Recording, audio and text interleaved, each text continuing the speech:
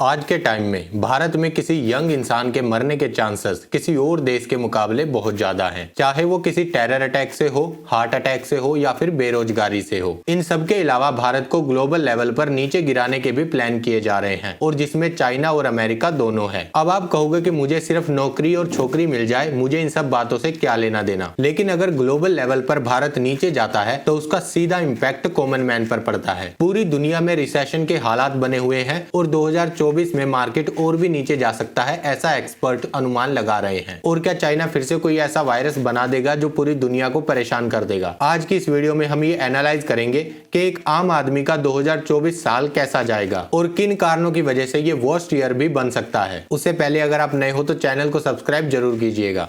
Inflation. India की GDP अभी grow कर रही है। गवर्नमेंट के अकॉर्डिंग इंडिया की जीडीपी 6.5% बढ़ी है। जीडीपी को मेजर किया जाता है कॉमन मैन कितना स्पेंड कर रहा है, गवर्नमेंट कितना स्पेंड कर रही है, इन्वेस्टमेंट कितनी की जा रही है और इंपोर्ट एक्सपोर्ट कितनी किए जा रहे हैं। अब भले ही जीडीपी ग्रो करती हुई दिख रही है, लेकिन पिछले कुछ समय में भारत में महंगाई बहुत तेजी से बढ़ी है। जो चीज 10 साल पहले 100 रुपए की थी वो आज 250 रुपए की हो गई है। लेकिन यहाँ इंटरेस्टिंग बात यह है कि लोगों की इनकम इतनी तेजी से नहीं बढ़ी। तो देश में इन्फ्लेशन की सिचुएशन है। देश की इकोनॉमी को बहुत बड़ा झटका कोरोना वायरस ने दिया था, जिससे अभी तक भी बहुत सारे लोग संभल नहीं पाए हैं। और जिस तरह से इन्फ्लेशन बढ़ रहा है, आने वाले समय में जो इंसान 1 लाख रुपए पर मंथ कमाता है वो भी अपनी फैमिली को अच्छे से पाल नहीं पाएगा, जिसका इफेक्ट आपको 2024 में देखने को भी मिलेगा।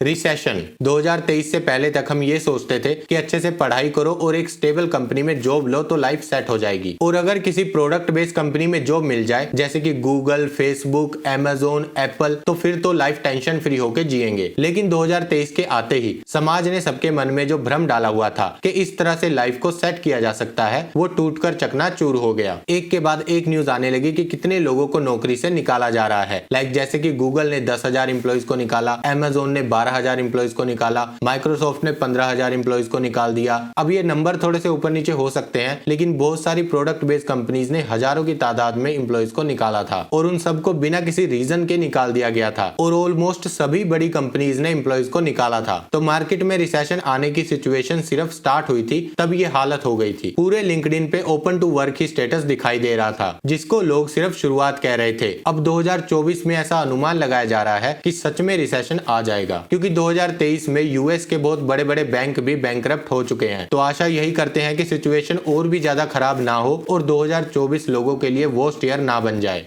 AI take over. गूगल के एक सीनियर सॉफ्टवेयर इंजीनियर को तुरंत फायर कर दिया गया 2023 में, जब उन्होंने पॉडकास्ट पर एक इंफॉर्मेशन को शेयर किया। उन्होंने बताया कि गूगल एक AI पर काम कर रहा है जो बहुत ज्यादा डेंजरस है। वो AI इंसानों के जैसे सोच सकती थी और डिसीजन ले सकती थी, जिसका पता चलते ही उस प्रोजेक्ट को बंद कर दिया गया और उस इंजीनियर ने इसके बारे में सबको बताया, इसलिए उसको भी फायर कर दिया गया। लेकिन 2023 में ही एक आर्टिफिशियल इंटेलिजेंस बहुत ज्यादा पॉपुलर हुई, जिसका नाम था ChatGPT। इसके बारे में आप सब जानते होंगे। ये कोड लिख सकती है, ये स्क्रिप्ट लिख सकती है और ये रिसर्च का काम भी कर सकती है। तो इस तरह की आर्टिफिशियल इंटेलिजेंस को देखने के बाद बहुत सारे लोग इस बात का अनुमान लगा रहे हैं कि 2024 में आर्टिफिशियल इंटेलिजेंस की वजह से बहुत सारे लोगों की नौकरी जाएगी। इसकी शुरुआत जापान से हो चुकी है, जहां पर वेटर्स को रिप्लेस किया गया है AI रोबोट के जरिए। इसके खिलाफ बहुत सारे लोग आवाज भी उठा रहे हैं, क्योंकि इसी सिचुएशन की वजह से जापान में बहुत सारे लोग डिप्रेशन में जाते हैं, जिनके पास करने के लिए कुछ नहीं होता और समाज उनको यूजलेस का टैग दे देता है। तो आशा करते हैं कि 2024 में इंडिया में ऐसा कुछ ना हो।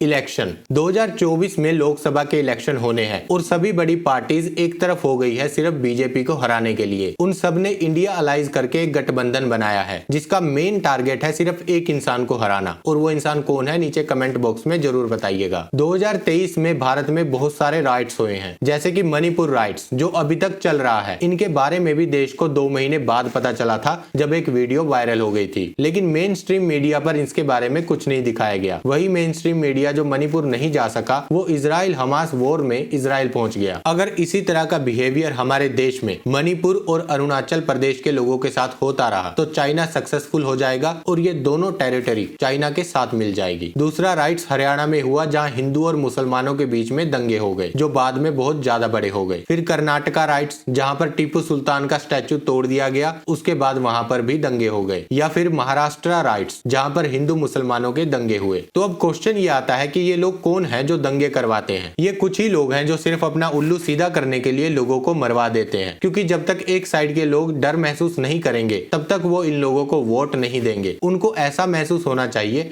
कि यही वो इंसान है जो हमको बचा सकता है, और लोगों को ऐसा महसूस करवाने के लिए ही दंगे करवाए जाते हैं। अगर आपने नोटिस किया होगा तो इस तरह के राइट्स हमेशा इलेक्शन के 1-1.5 साल पहले ही शुरू हो जाते हैं, ताकि उनको इलेक्शन में इस्तेमाल किया जा सके। तो 2024 में इलेक्शन होने हैं, इसलिए थोड़ा सा ध्यान रखना, क्योंकि सत्ता के लिए कितने भी लोगों को मरवाया जा सकता है। और भी बहुत सारे प्रॉब्लम्स दुनिया में देखने मिलेंगे 2024 में, जैसे कि क्लाइमेट चेंज, जहां पर यूएन ने इंडिया को जल्दी से एक्शन लेने के लिए कहा है। और इसके साथ ये भी अनुमान लगाया जा रहा है कि 2024 अब तक का सबसे गर्म साल होगा। और आर्टिकल 370 हटने के बाद चाइना और पाकिस्तान ने मिलकर एक प्लान बनाया है, जिसमें उन्होंने ये डिसाइड किया है कि वो इंडिया पर 300 से ज्यादा अटैक करेंगे। ये न्यूज मैंने मेन स्ट्रीम मीडिया से देखी थी, तो शायद ये फेक हो सकती है। 2024 में फेक न्यूज भी बहुत ज्यादा फैलाई जाएंगी। ये जो मणिपुर वाला केस हमने डिस्कस किया है, ये भी एक फेक न्यूज से ही स्टार्ट हुआ था। तो ज्यादातर फेक न्यूज हमेशा इलेक्शन के टाइम पर ही फैलाई जाती हैं, इलेक्शन में जीतने के लिए। और अंदाजा ये लगाया जा रहा है कि 2024 में अब तक की सबसे ज्यादा फेक न्यूज बनाई जाएंगी। तो बी सेफ। आशा ये करते हैं कि 2024 आपके लिए अच्छा साल रहे। Thank you so much.